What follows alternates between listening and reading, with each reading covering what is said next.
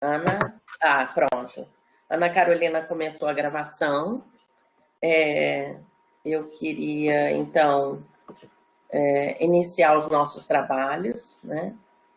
Começando, cumprimentando a todos que estão aqui nesse espaço, prestigiando o professor Hajime de diferentes modos, né? O destino quis que eu estivesse aqui presidindo esse momento que é tão solene, tão significativo na vida do professor, mas que está sendo realizado em condições tão singulares e tão esvaziadas, com a nossa humanidade essencial sequestrada, não é? Mas, enfim, vamos trabalhar para que esse momento seja o mais forte que ele puder ser, né, para o Hajime. Eu me sinto muito honrada com o convite, com a confiança, Hajime, né? E começo, então, cumprimentando a todos os presentes e agradecendo de antemão os meus colegas de banca, né? Os professores Gaudêncio, Francesco, José Rodrigues, né? Em nome da Faculdade de Educação, em nome da Universidade Federal de Juiz de Fora. Eu gosto sempre de lembrar que uma frase que frequentemente o Antônio Novo repete, que o professor é uma pessoa e parte substantiva dessa pessoa é ser professor, né? Chegar ao lugar de professor titular é um momento importante, porque é um momento de olhar para trás, fazer balanços e, muito, no caso do Hajime, muito mais até do que balanços, fazer projeções, né? Ele deixa muito claro isso no texto dele, até pela decisão de fazer uma tese e não fazer um memorial, em função dessa dimensão de que talvez ele lide hoje com mais futuro, propriamente, até do que com o passado, embora, né, esse passado já tenha a ver com uma grande trajetória. Então, nesse sentido, ainda que sob essa parafernália eletrônica, ele não desmerece, né, e não diminui a força desse momento ritual, que de modo nenhum é um momento ritual indiferente ou burocrático na vida de um professor, né? A gente está aqui com uma banca e com uma plateia virtual para acompanharmos esse movimento, e eu, então, agradeço muito a presença de todas as pessoas que estão aqui conosco nesse contexto. A gente vai ter uma apresentação inicial do professor Hajime, em torno de 30 minutos, e, na sequência, as arguições dos professores Francesco e Gaudêncio. Estou respeitando a tendência que é prevista em todas as bancas de quem está mais distante para quem está mais perto, né? Nesse sentido, o professor Gaudêncio, que está lá do outro lado do oceano e ainda separado por algumas horas, não é, de fuso horário, então ele inicia. Depois, na sequência, o professor Gaudêncio. E aí, nesse momento, a gente já vai ver se o volume de questões propostas pelo professor Francesco é grande o suficiente para permitir a separação ou a vinculação de um novo bloco de perguntas do professor Gaudêncio, ok, Hajime? Aí o próprio Hajime vai sinalizar para a gente aquilo com o que ele vai se sentir mais à vontade. Ótimo. Então a bola está com você, Hajime. Deixa eu só me ajeitar, porque eu vim parar, Vou começar então, pessoal. Perfeito. Bom, primeiro, boa tarde a todos. Eu quero agradecer a presença de cada um de vocês, o trabalho que está dando o estudo, os membros da banca, colegas do departamento, companheiros de várias instâncias de luta, amigos e minha família que me assiste. Eu inicio essa fala com um registro de quando e onde essa tese está sendo defendida. Hoje é dia 22 de junho, o ano é 2020, Brasil e Itália são os lugares que estão sendo feitos. Fazemos essa tese, como se diz, trabalhando de casa, trancados, assustados, com medo, sentindo muita dor pelos nossos semelhantes. Estou falando da minha casa, querendo estar perto de todos vocês que estão nessa sala virtual, querendo estar com minha família, que está nesse momento fugindo da minha presença para poder funcionar aqui. E ao mesmo tempo eu estou feliz com a presença de todos que estão aqui, aqueles que talvez não tivessem condições de me acompanhar nessa defesa, se fosse feita numa forma tradicional, né? O Brasil já tem mais de 1 milhão de casos confirmados do Covid-19 e mais de 50 mil mortes decorrentes dele, conforme dados de ontem do Ministério da Saúde. Desde o dia 10 de junho, tem sido o primeiro no mundo na média diária de mortes pelo coronavírus. Tais números se relacionam ao afrouxamento precoce das medidas de isolamento presenciados nos estados desde o começo do mês, mesma época em que o país foi acusado pela imprensa internacional de esconder os dados epidemiológicos do Covid. Para além da crise sanitária, vivemos no país uma crise política, com troca constante de ministros, com tensão entre poderes judiciário e executivo, e deste último com a OMS. A JP Morgan, instituição financeira sediada em Nova York, fez um alerta a respeito da recente prisão de Fabrício Queiroz, ex-assessor do filho do presidente da República. Segundo o Banco Americano, esse capítulo do que denomina de saga política pode vir a influenciar no crescimento econômico do Brasil. No dia de ontem foram registradas manifestações contra e a favor do governo federal em Brasília, São Paulo, Belo Horizonte e Rio de Janeiro. Por outro lado, o contexto em que vivemos não se trata somente de uma crise de ordem sanitária ou de ordem política. Trata-se, sobretudo, de uma crise econômica. Utilizo aqui o termo economia no sentido marxiano, como a forma estrutural de organização para a produção social, portanto, para a produção de vidas. A forma de organização econômica condiciona as agruras pelas quais temos passado. É possível percebê-las em sua manifestação mais visíveis e, sem dúvida, são justificados a dor e o sofrimento pelos quais todos nós passamos nesse momento. Desde os primórdios do capitalismo, que a vida tem sido assim. Não é a primeira vez que o capitalismo passa por uma crise sanitária.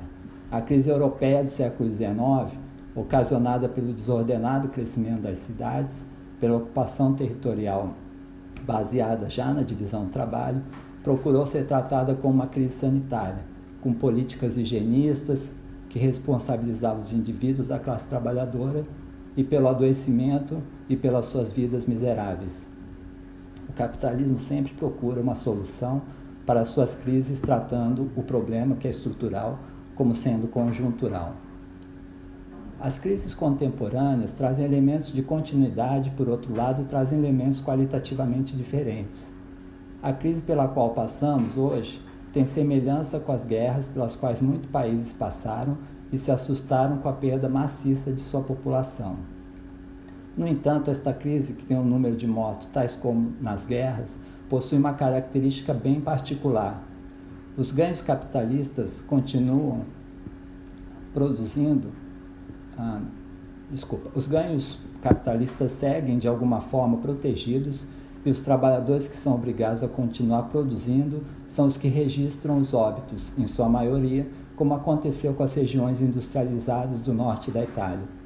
Não é por acaso que os países onde reinam as desigualdades sociais, tais como Brasil e Estados Unidos, nos quais não se oferece condições de assistência pública aos mais pobres, os índices do Covid vão se alastrando de forma alarmante. Dita essas palavras breves de registro histórico, inicio a apresentação desta tese. A tese que trago à apreciação não é apenas fruto de uma difícil investigação para mim, que fiz ao longo de alguns anos. Considerando que apresento em um concurso para professor titular de carreira do Magistério Superior, é antes a forma que encontrei para contar minha história como professor e pesquisador do marxismo. O tema da crise capitalista que apresento acompanhou meu percurso profissional, acadêmico e militante. Essa história iniciou-se em 1998, quando ingressei na UFJF, em meio à crise dos assim chamados tigres asiáticos, ano também que se comemorou 150 anos de publicação do Manifesto Comunista.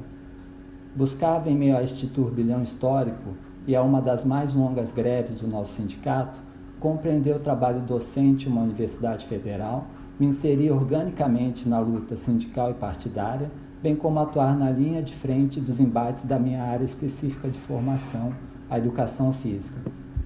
Faltava-me fundamentação teórica. As demandas da ação militante viviam me cobrando o aprofundamento da teoria, que à época já sabia ser o marxismo. Em 2000, adentrei ao doutorado em educação na UF e foi sem dúvida uma das mais notáveis experiências formativas que eu tive, sobretudo considerando a aproximação com o marxismo. O campo trabalho-educação no qual fui inserido proporcionava-me uma rica discussão. Lembro-me particularmente de uma disciplina sobre o método da economia política, ministrada por José Rodrigues e Sônia Hummert, que me abriram importantes horizontes no trato do marxismo. Meu orientador foi Gaudêncio Frigoto, que acabara de lançar há alguns anos atrás o seu livro Educação e Crise do Capitalismo Real. É possível imaginar a alegria minha de ser orientado por esse professor já bastante conhecido no campo da educação brasileira, assim como fazer parte de um coletivo tão qualificado que me recebeu carinhosamente em seu meio. Uma particularidade interessante do livro de Gaudêncio era que se tratava de uma obra fruto de sua tese para o concurso para titular da UF. Era em uma época que havia raros concursos e não se tratava de uma promoção da carreira, mas de uma posição conquistada por muitos poucos professores das universidades federais. Sempre me perguntei como seria escrever uma tese para um concurso dessa natureza. E hoje estou nessa condição graças a uma luta sindical e uma greve em 2012, na qual conseguimos colocar a titularidade como parte da carreira do professor da Universidade Federal. Seguindo a história da minha formação, e agora de alguns episódios que fundamentam o trabalho aqui exposto, em 2001 foi lançado no Brasil o livro de Roman Rosdolsky, Gênese e Estrutura do Capital, de Karl Marx. Lembro-me de ter me impressionado com aquele denso livro, escrito originalmente em 1968, contudo tê-lo achado quase que incompreensível sob o ponto de vista de poder conectar todas as informações contidas ali. Da dificuldade de compreender as etapas do planejamento do que viria a ser o capital, desde a sua chamada planta baixa, os Grundrisse. Em 2006, já terminado o doutorado, fui trabalhar na UFMS na cidade de Três Lagoas. Lá pude aos poucos aprofundar meus estudos sobre Marx, na medida em que os utilizava na minha docência para a graduação de pedagogia e posteriormente para a pós-graduação na área de educação nos campos de Corumbá. Também nesse período pude realizar uma leitura mais sistemática do livro de Rosdolsky. Contudo, ainda me incomodava a questão de por onde andaria o restante do manuscrito de Marx não utilizado por Kautsky na editoração de teorias da mais-valia. Essa e outras perguntas não decifradas ou de difícil compreensão sobre o planejamento e resgate da obra de Marx ainda eram lacunas que buscava compreender. Nasci aos poucos um objeto de estudo o qual queria me debruçar no pós-doutorado. O que Marx, afinal, havia planejado expor sobre a crise do capital? Em 2012, eu fiz contato com o Gaudêncio, perguntando se aceitaria me supervisionar neste estudo e tive um gentil aceite. Contudo, em 2013, novamente mudei-me para Juiz de Fora, de volta ao FJF, assumindo agora novas tarefas na Faculdade de Educação, o que adiou o estudo. No ano de 2018, fiz contato com o professor Francesco Schettino, que de forma companheira concordou em me receber na Itália para que pudesse realizar o estágio pós-doutoral. Obtive a aprovação do meu departamento para licenciar-me e de novembro de 2018 a outubro de 2019 pude dar curso a esta pesquisa, 6 meses na Itália, morando com minha esposa e um dos filhos, e mais 6 meses no Brasil, estes últimos co-supervisionados pelo professor Hugo Cerqueira, da UFMG. Os meses na Itália foram muito proveitosos para a coleta de material, vivência de uma experiência no exterior e a supervisão recebida do professor Francesco, especialista nas crises capitalistas. Já os contatos com Hugo me ajudaram a compor a percepção dos brasileiros com relação à discussão tratada no exterior. Repartire da Marx. Recomeçar de Marx, um desses títulos belos, neste caso de um livro de Roberto Fineschi, que diz tanto quanto seu conteúdo, sintetiza o ponto de partida da minha investigação. Descobri simplesmente que até os dias de hoje, os manuscritos de Marx não estão publicados em sua totalidade, que obras importantes que haviam feito parte da minha formação, bem como de outras gerações anteriores e posteriores, não eram de fato a forma bruta como Marx havia escrito ou deixado o texto, ou seja, eram editorações, montagens, incluindo sua obra magna, O Capital. E ainda que havia um intenso trabalho filológico de recuperação das obras marxianas, desde o começo do século XX, mas ainda em curso. Portanto, o conhecimento deixado por Marx ainda não está resgatado em sua plenitude. No Brasil, temos pouquíssimos debates sobre o trabalho de sua recuperação filológica. Quando iniciei a estudá-lo, já havia um grande laço de discussão, o qual nunca havia apresentado em âmbito nacional. Descobri então os trabalhos de Hugo Cerqueira e seus colegas do CDPLAR como pioneiros do nosso país. E por falar em filologia, conheci apenas de quando lia sobre recuperação dos textos gregos antigos, como os de Aristóteles. Parecia-me a filologia algo tão especializada, remota e, ao mesmo tempo, ligada a um tipo de ficção e suspense que nos leva a imaginar onde foram parar as obras ou fragmentos dos clássicos. Lembrava-me, por exemplo, de O Nome da Rosa, de Humberto Eco. Quanto mistério e investigações estariam envoltos no trabalho de recuperação filológica. Jamais poderia imaginar que o que ocorreu com os textos gregos pudesse, de alguma monta, acontecer com os manuscritos de Marx. Como poderia conceber, por exemplo, que foi somente há pouco tempo atrás, em 2017, que textos importantes, tais como a ideologia alemã, foram revelados ao mundo em sua integralidade. Se, em 2007, nós comemorávamos a primeira edição brasileira completa dessa obra. Os estudos filológicos talvez revelem porque havíamos dificuldade de compreender determinadas obras marxianas, ou talvez nos questione porque achávamos que as compreendíamos perfeitamente quando elas, em sua originalidade, se mantêm em estado de fragmentação. E assim surgiu esse estudo, o que para mim parecia tão aceito no campo marxista, de que o fundamento da crise do capital seria a queda tendencial da taxa de lucro, mostrou-se controverso e me deparei com uma interminável discussão, cuja conclusão não está por chegar agora. A esta altura, posso convergir ao objeto da pesquisa. Trata-se da concepção de Karl Marx a respeito das crises capitalistas. Considerando que o protagonismo histórico provém da luta de classe, Marx dedicou sua vida à análise da relação capital e encontrou em seu interior uma contradição imanente à sua reprodução.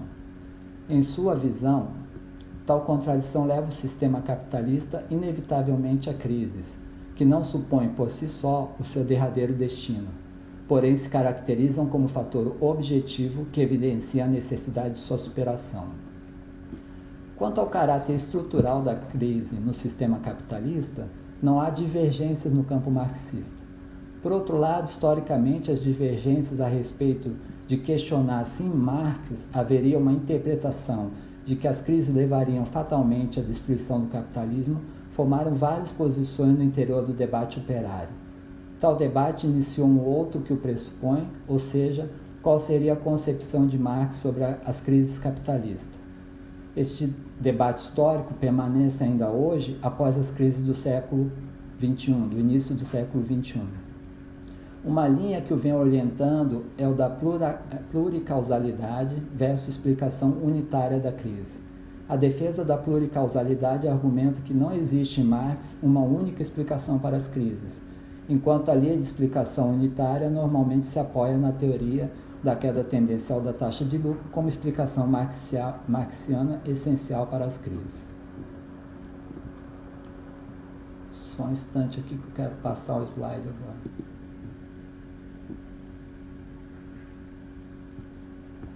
Ana, eu estou sem a prerrogativa de passar os slides, por isso. Imagina.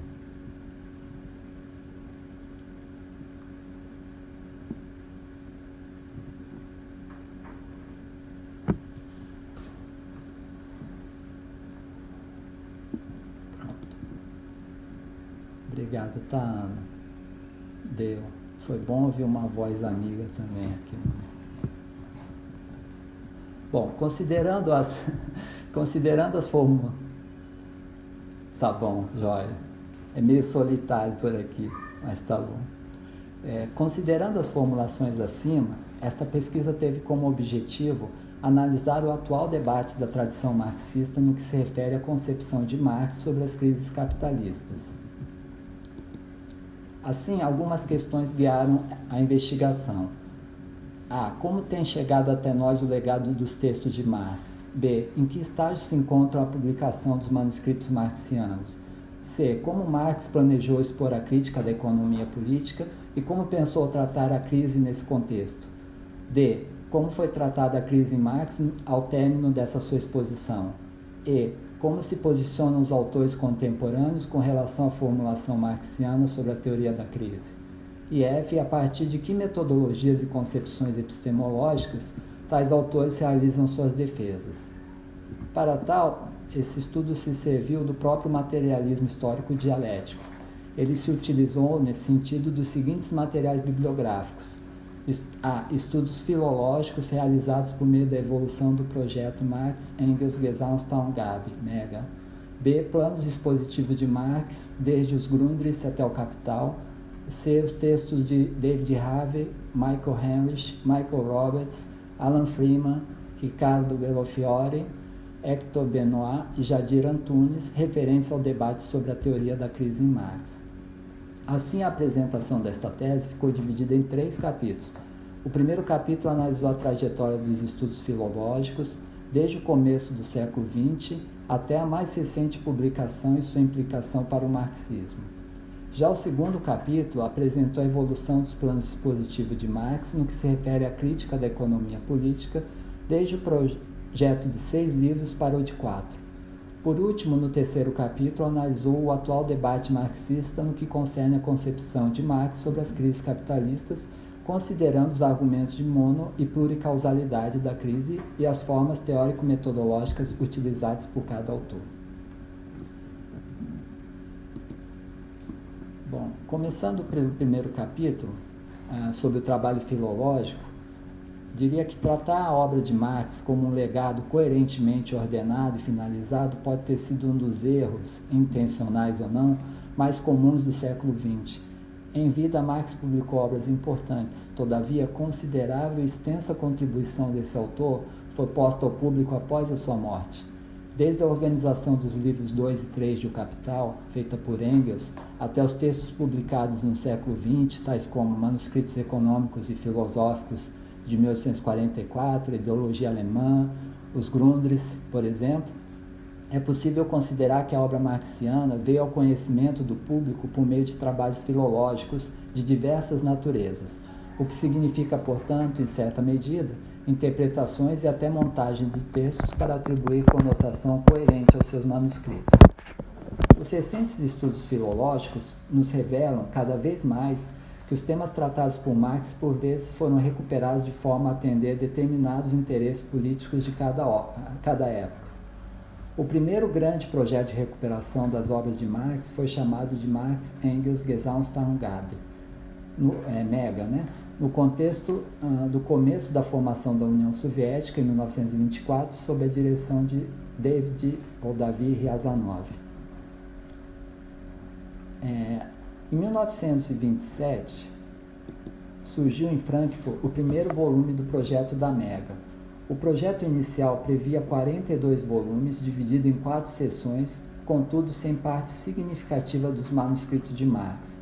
Riazanov foi preso e deposto do projeto por Stalin, e a direção do Instituto Marx Engels, IME, que controlava a edição das obras, confiada a Vladimir Adorastik, que trouxe para a MEGA um caráter mais partidário, visto que o IME foi absorvido pelo Instituto Lenin, controlado diretamente pelo Comitê Central do Partido Comunista da União Soviética, os PCUs, e deixado de ser um órgão essencialmente de pesquisa para se voltar a tarefas associadas à educação e à propaganda política.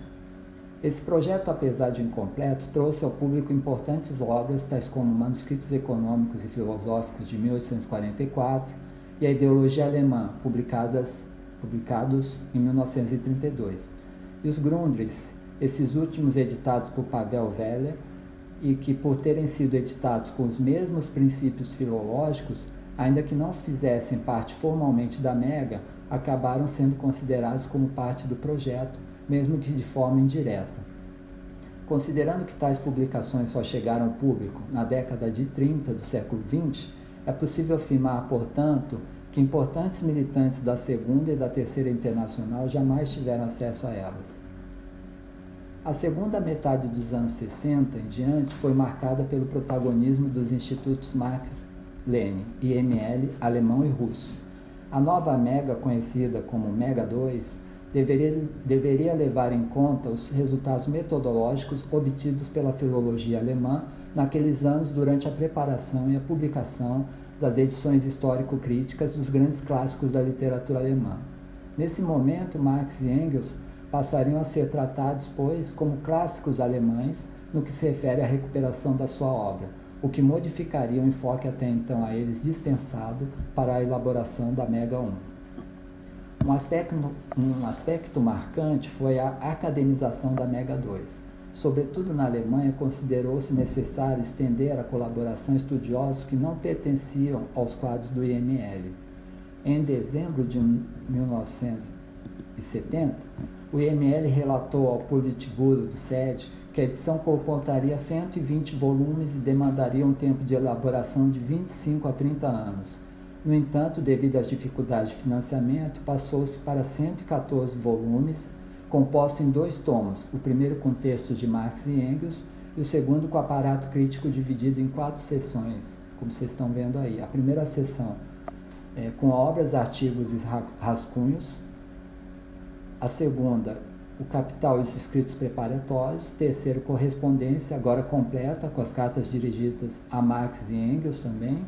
O quarto, com notas, material manuscrito adicional e apontamento de livros.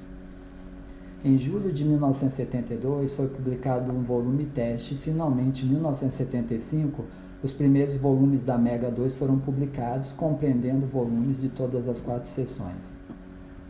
Já o início dos anos 1990 traria novas circunstâncias para o projeto da Mega, com dificuldades de financiamento.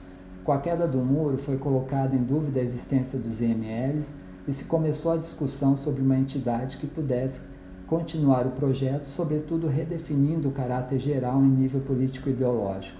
Era necessário despolitizar a Mega e institucionalizá-la academicamente. No ano de 1998, surgiu o primeiro volume, elaborado conforme os novos princípios editoriais. O dado que eu tenho até março de 2020 é que foram publicados 67 volumes, assim divididos: 23 dos 32 volumes previstos na primeira sessão, os 15 volumes projetados para a segunda sessão já foram concluídos, 14 volumes dos 35 previstos para a terceira sessão e 15 dos 32 volumes planejados para a quarta sessão. Bem, o trabalho filológico descrito até aqui abre uma interessante discussão. Com as recentes publicações do trabalho marxiano, em que medida se pode questionar a já conhecida e consolidada literatura desse autor? Em que proporção se abrem novos horizontes investigativos? A retomada das publicações das obras, correspondências, rascunhos e anotações de Marx, desde o ponto de vista filológico, demonstram uma incompletude que alimenta possibilidades investigativas consideradas inimagináveis até os fins do século passado. Trabalhos antes editados como obras prontas revelam-se, antes de tudo, como obras inacabadas, como, por exemplo, a ideologia alemã. O trabalho da Mega desde seus primórdios envolveu cerca de 135 mil páginas impressas e escritas à mão, deixadas por Marx e Engels, documentando suas atividades políticas e científicas ao longo de 50 a 60 anos. Contudo, segundo Cerqueira, existe parte significativa de seus escritos que permanece inédita e, portanto, ainda inacessível aos próprios pesquisadores de sua obra. Os estudos filológicos, por outro lado, demonstram uma obra vigorosa, coerente e precisa, contudo inacabada, uma vez que Marx dificilmente se outorgava convencido de que suas formulações haviam chegado a uma forma adequada para um ponto final, necessitando de mais estudo ou de maiores sistematizações para a posterior exposição. Aqui eu passarei agora a apresentação do capítulo 2. Uma vez que o trabalho filológico tem demonstrado a possibilidade de reabertura do debate em torno das análises sobre a crise em Marx, neste capítulo tratei da reconstituição do seu percurso investigativo em torno da economia política, ou seja, a reconstrução dos seus passos no que se refere ao estudo, à descoberta e, sobretudo, ao planejamento da forma como pretendia expor os resultados do seu trabalho. Assim, este capítulo tratou dos planos expositivos de Marx para a elaboração da sua crítica à economia política. Há dois planos gerais para a redação da crítica marxiana à economia política. O plano expositivo inicial, de 1857 a 1858, o qual previa 6 livros, e depois, em 1865, outro que previa 4 livros, os quais serviram como base para a organização e publicação de sua obra final, conforme a conhecemos hoje. O que investiguei nesse capítulo é por qual razão o plano original foi modificado, e, sobretudo, como se diferenciam um do outro, ou seja, que elementos de continuidade e de mudança, bem como de arranjos expositivos, se efetivaram ao longo dos 9 anos que envolveram o primeiro plano e a publicação do livro 1 de O Capital. E, por fim, responder como foi planejada por Marx a exposição do tema sobre as crises capitalistas ao longo dos planos. São normalmente considerados 4 esboços de tentativa de exposição da crítica da economia política. O primeiro, manuscrito de 57 e 58, conhecido como os Grundrisse. O segundo, manuscrito de 1861 a 1863, do qual Engels utilizou algumas partes para o livro terceiro de O Capital, bem como Kautsky para teorias da mais-valia. O terceiro, manuscrito de 1863 a 1865, com a primeira versão inteira do segundo e terceiro livros de O Capital, além de outra versão do livro primeiro, da qual restam apenas fragmentos, como o capítulo 6, conhecido como inédito. E quarto, escritos posteriores a 1867, que também serviram de base para as edições feitas por Engels. Apresento aqui o primeiro plano expositivo de 1857 e 1858, contido nos Grundrisse. São vários autores que ressaltam esse plano em vários momentos da redação do Grundrisse. Aqui é uma sistematização feita por Rosdowski, que eu gostaria que se atentasse ao tema das crises, que estava previsto aqui no último livro sobre o mercado mundial. Contudo, nos Grundrisse, Marx trataria apenas dos 3 primeiros pontos do item A, sobre o capital em geral, o processo de produção, o processo de circulação, lucros e juros. Refere-se, portanto, ao primeiro livro sobre o capital nesse planejamento. O manuscrito de 61 e 63 foi projetado como continuação de Para a Crítica da Economia Política. Considerando o trabalho realizado desde os Grundrisse até os manuscritos de 61 e 63, Marx havia elaborado basicamente a análise do capital em geral. Em suas anotações, evidenciou-se uma ruptura com o antigo esquema do livro sobre o capital. Nos 2 anos seguintes, abandonou a intenção de tratar separadamente a concorrência, o sistema de crédito e o capital dividido em ações, ampliando, por outro lado, a primeira seção do livro primeiro que trataria do capital em geral. Neste ponto, o capital em geral possuía um volume de discussão que poderia compor um próprio livro.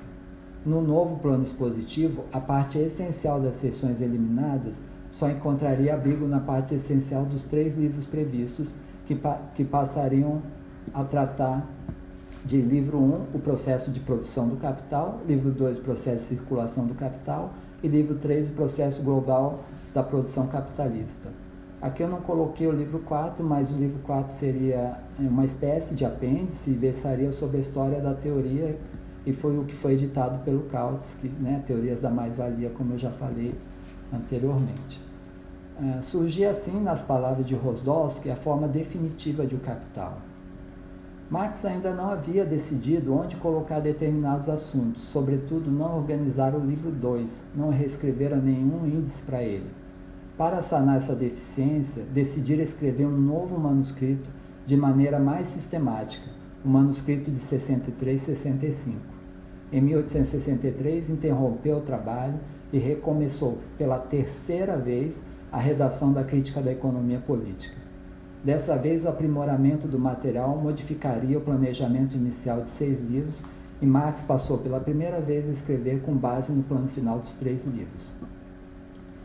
Uma vez apresentada a razão pelo qual o trabalho expositivo inicial foi modificado ao longo da investigação da economia política, trata-se agora de apontar as diferenças entre os planos no que se refere às mudanças e continuidades, arranjos efetuados ao longo do tempo. Rosdowski sustenta que os Grundrisse são esboço de O Capital e elabora esse esquema que eu apresento a vocês. As modificações entre o plano expositivo inicial e a obra final consistiram na incorporação do livro 2 do plano inicial ao terceiro livro da obra definitiva, enquanto o tema do livro 3 encontrou lugar na penúltima seção do livro 1 de O Capital. Já no livro 1 do plano inicial, as seções de B a D foram incorporadas nessa mesma ordem ao livro 3 de O Capital. E os 2 primeiros livros da obra final corresponderiam em grandes traços à seção a do livro sobre o capital contido no planejamento inicial, uma vez que se limita à análise do capital em geral. Nesse contexto, é possível terminar esse capítulo com considerações acerca do tema das crises capitalistas na trajetória investigativa de Marx.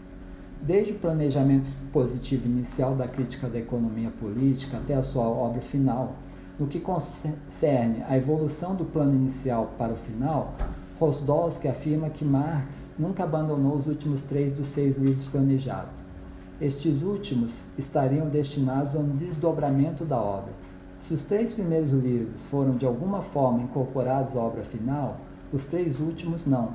Porém, isso não significaria que foram abandonados, mas que estariam à espera de um possível desdobramento de O Capital. O lugar que ocupou a discussão sobre a crise na obra final de Marx não significa necessariamente poder afirmar que ela foi tratada de forma conclusiva a ponto de se confirmar que o autor não retomaria futuramente o tema, ou que tivesse elaborado de fato uma teoria sobre a crise. Há controvérsias nesses sentidos que remontam ao próprio planejamento inicial de toda a obra. Rosdowski argumenta que, de acordo com o plano inicial, os 3 últimos dos 6 livros seriam apenas esboçados. No entanto, uma posição como essa não está livre de contestação, conforme veremos a seguir. Agora a gente chega na exposição do terceiro capítulo e, uma vez apresentado o percurso dos planos expositivos de Marx para a apresentação da crítica da economia política, é possível realizar o exame do recente debate no interior do campo marxista a respeito da teoria sobre as crises capitalistas contidas na obra desse autor. Ao comparar o tratamento que Marx deu à crise desde os Grundrisse até o Capital, é possível afirmar que explicitamente abordou o tema da crise capitalista, caracterizando-a como algo intrínseco ao capital e que o encaminharia à sua destruição, mas deixou para um momento posterior da análise, o dos capitais particulares, a exposição pormenorizada do mecanismo da crise. Por outro lado, em O Capital, sobretudo no seu terceiro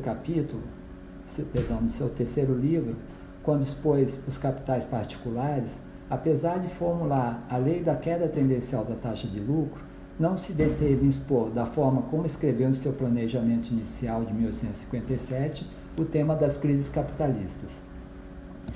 É possível afirmar que, historicamente, isso vem dividindo os marxistas.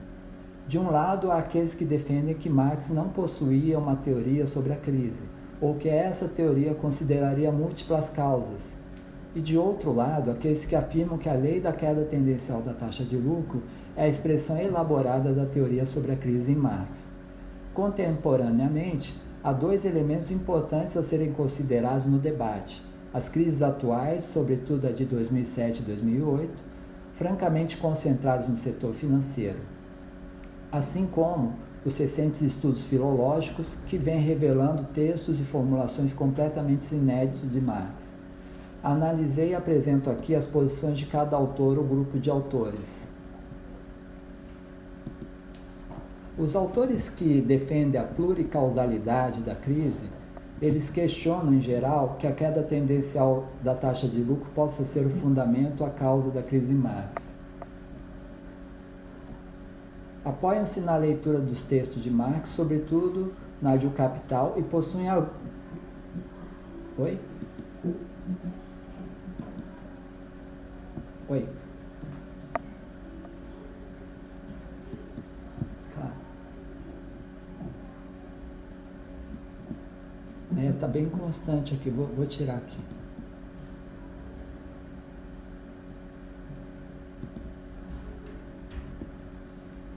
Pronto. Ok. Vamos lá. Os autores que defendem a pluricausalidade da...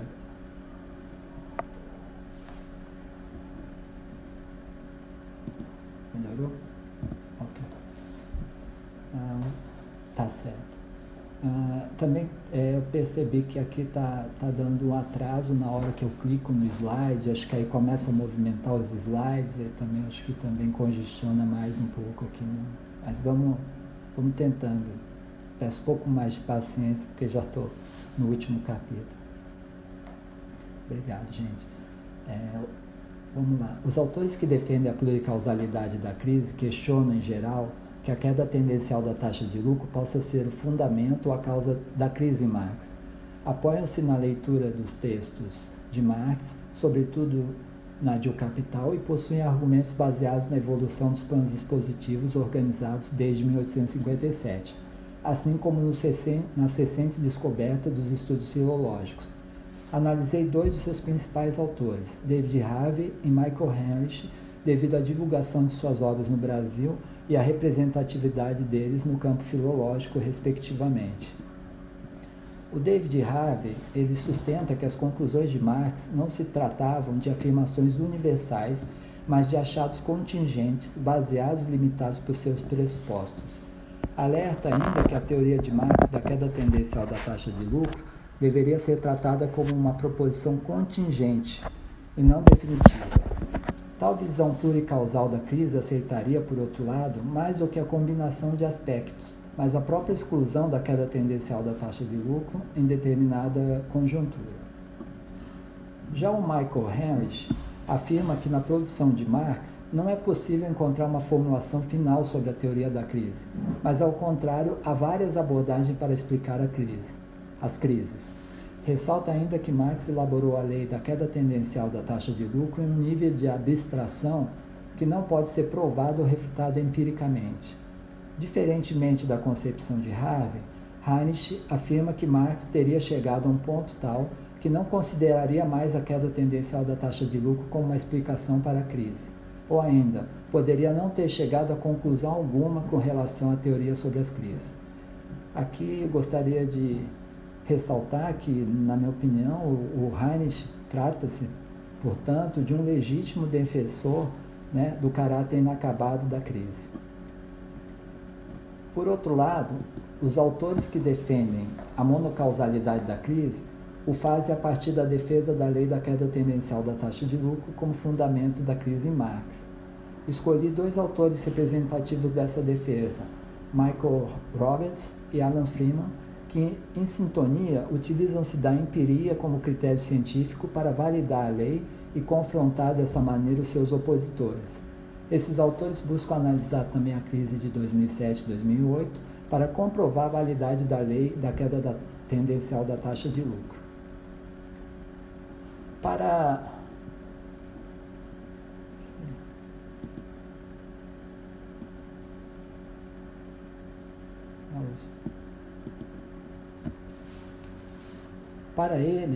Michael Roberts, a lei da queda tendencial da taxa de lucro fornece uma causalidade clara para as crises, apoiada por uma crescente quantidade de evidências empíricas já demonstradas.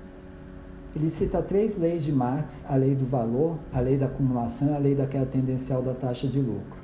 porém ele trabalha num caráter cientificista e positivista no meu modo de ver em determinados momentos, quando atribui critérios de cientificidade baseados em comprovação matemática emprestados do campo das ciências sociais. Defende que a crise de 2007 e 2008 teve como fatores desencadeantes a expansão do capital fictício, contudo, não seria essa a causa da crise, mas a queda tendencial da taxa de lucro. Aqui eu coloquei, vamos ver se eu consigo passar nos slides, algumas figuras que são gráficos empíricos, os quais o Robert trabalha. Eu estou acompanhando aqui pela televisão de casa, eu estou achando que ainda não chegou o gráfico para vocês, né?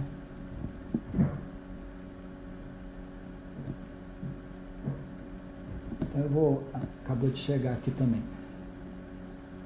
Isso, uma figura que vocês vão ver a taxa de lucro, que é uma medição, né? Tanto o Roberts como o Freeman, eles têm vários gráficos, eu só quero mostrar que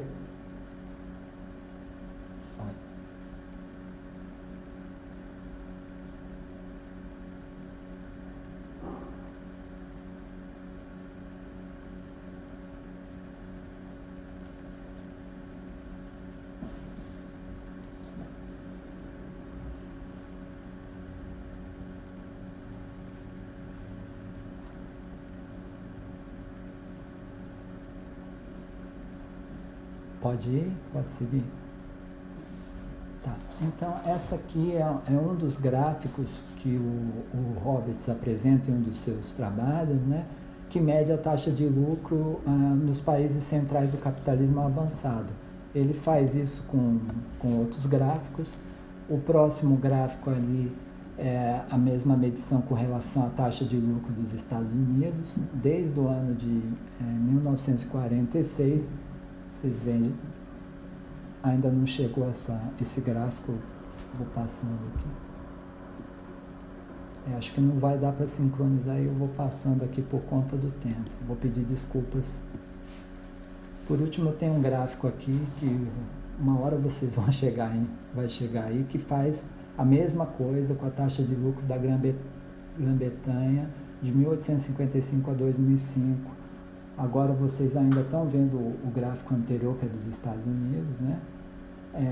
Tanto num gráfico quanto no outro, vocês percebem que existem recuperações da taxa de lucro ali, né? Mas vocês estão vendo uma linha agora no gráfico da Grã-Bretanha, que ele argumenta que se fosse fazer, obviamente, uma mediana disso aí, a queda tendencial da taxa de lucro é uma queda que se comprova historicamente, tá certo? O que eu queria apresentar aqui ainda, outro autor, que é o Alan Freeman. Ele também defende que a realização de uma ligação direta entre a queda tendencial da taxa de lucro e as crises, de forma imediata, resultaria em uma grande confusão, pois a queda da taxa de lucro causa a crise por meio de outras contradições.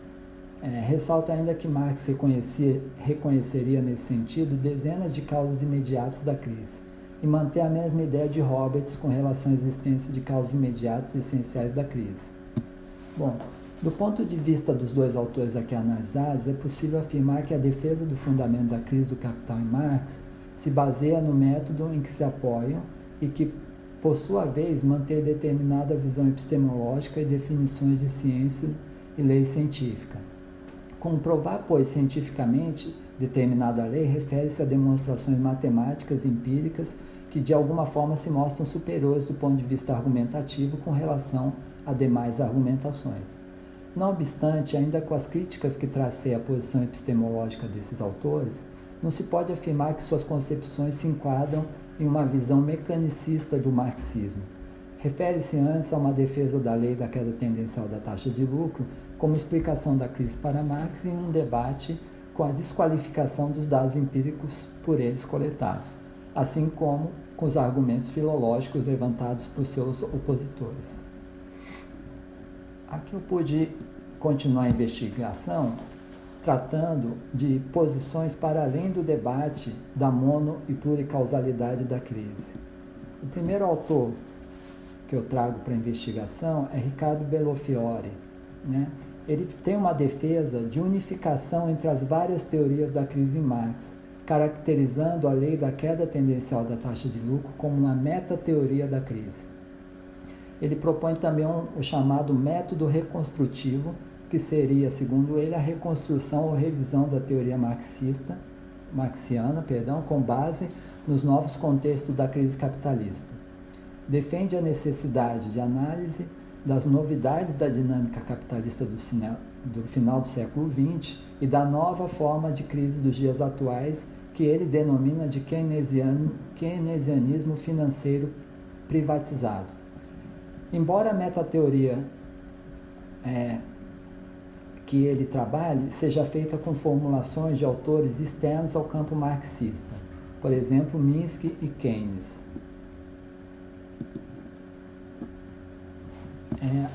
Trabalhei também com dois autores brasileiros chamados Hector Benoit e Jadir Antunes em um livro específico deles chamado O Problema da Crise Capitalista em O Capital de Marx. Só um segundinho aqui para eu pegar uma tomada aqui que está descarregando. Filho, pega a tomada correndo aí para mim. Essa do notebook. Corre, filho. Acelera, filho.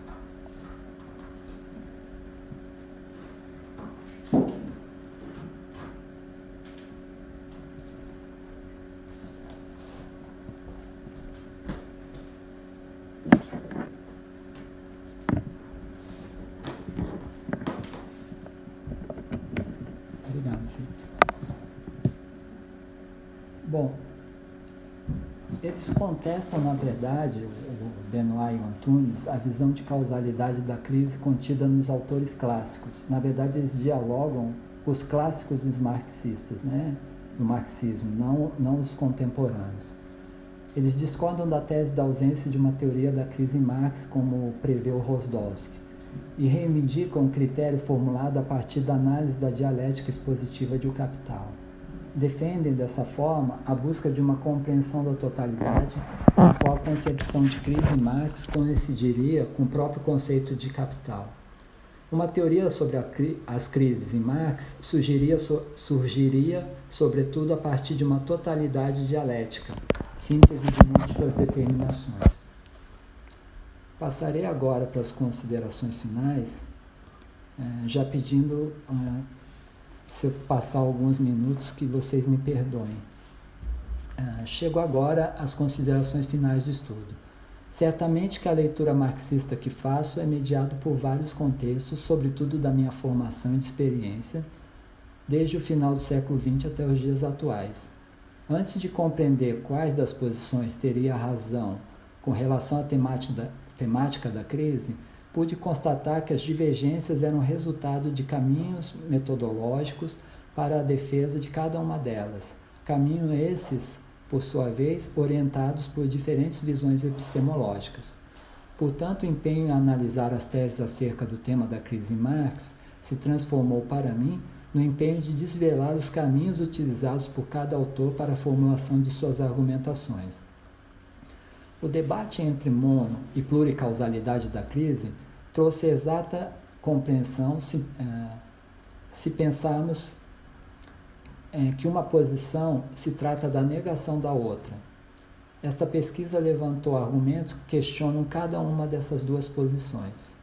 Assim, conforme avancei no estudo dos argumentos das duas posições que se polarizavam, compreendi que talvez tivesse que me dedicar à busca de outras posições que pudessem colocar a questão para além dos limites entre mono e pluricausalidade da crise.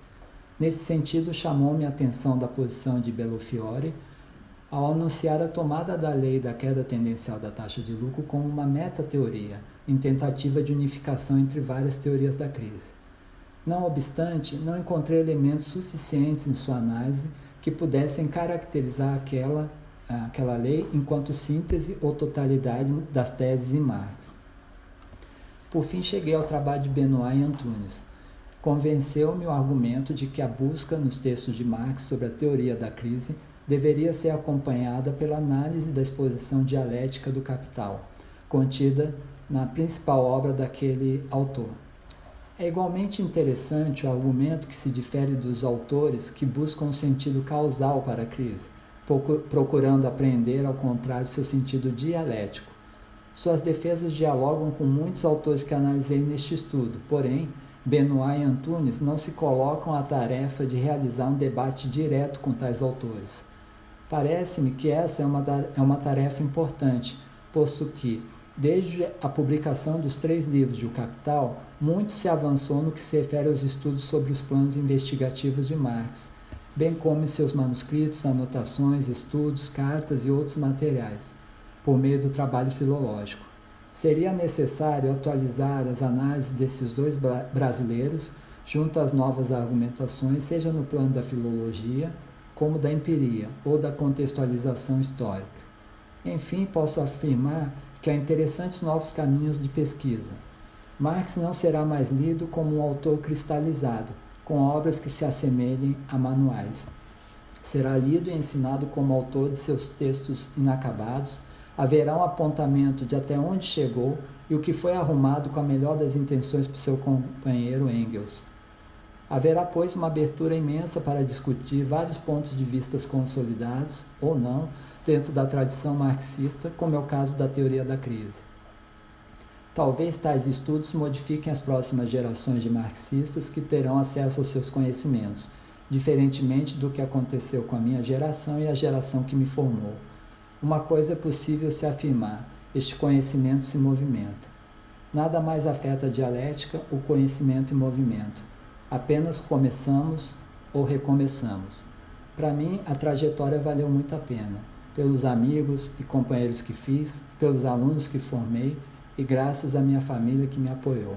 Eu agradeço a atenção de todos vocês. Obrigado, Sônia.